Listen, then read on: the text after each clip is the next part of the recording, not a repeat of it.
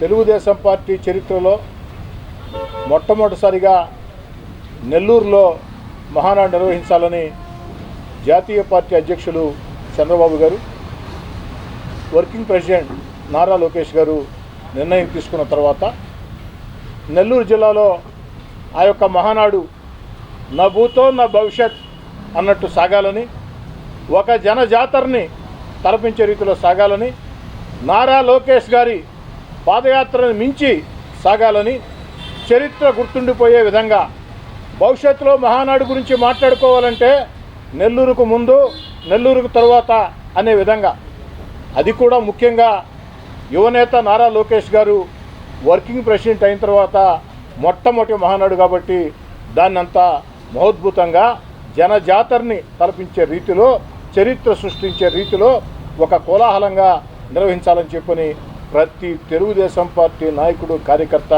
ఎంతో ఉత్సాహంగా, వేగవంతంగా పనులు ప్రారంభించారు. దురదృష్టం ఏదైతే ఇంధన పొదుపు నివారణ చర్యలు అన్నటువంటి నిర్ణయం ఈ దేశ ప్రధాని నరేంద్ర మోడీ గారి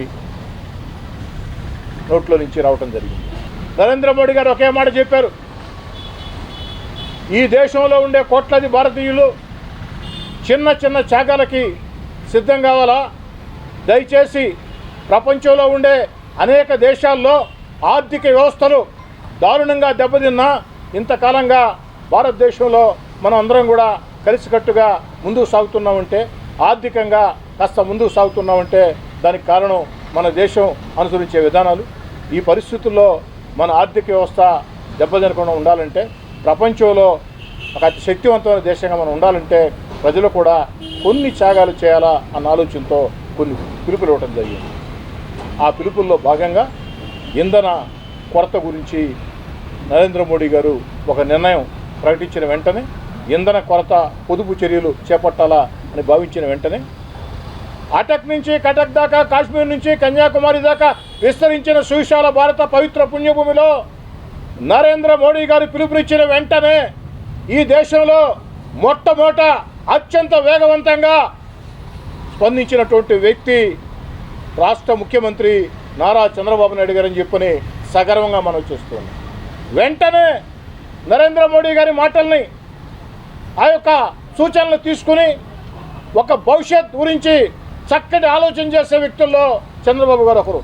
ఇంధన పొదుపు చర్యల్ని ఆంధ్రప్రదేశ్లో కూడా చేపట్టి ఎక్కడికక్కడ ఆ యొక్క మంత్రులు కానీ, ఏదైతే శాసనసభ్యులు కానీ, ఐఏఎస్ అధికారులు కానీ, మామూలు అధికారులు కానీ, ఉద్యోగస్తులు కానీ, వీరందరూ కూడా ఇంధన కొరత పొదుపు చర్యల్ని పాటించండి, చక్కటి సూచనలు సలహాలు ఇవ్వండి అని చెప్పని పిలుపునిస్తూ, అయితే నేను పిలుపునివ్వటమే కాదు, నేను సైతం చేసి చూపిస్తానని చరిత్రలో మొట్టమొదటిసారిగా మహానాడు నిర్ణయం ప్రకటించిన తర్వాత, కరోనా సంక్షోభ సమయంలో, కరోనా కాబట్టి ఆనాడు సాంకేతికత ఆధారంగా మహానాడు జరిగింది.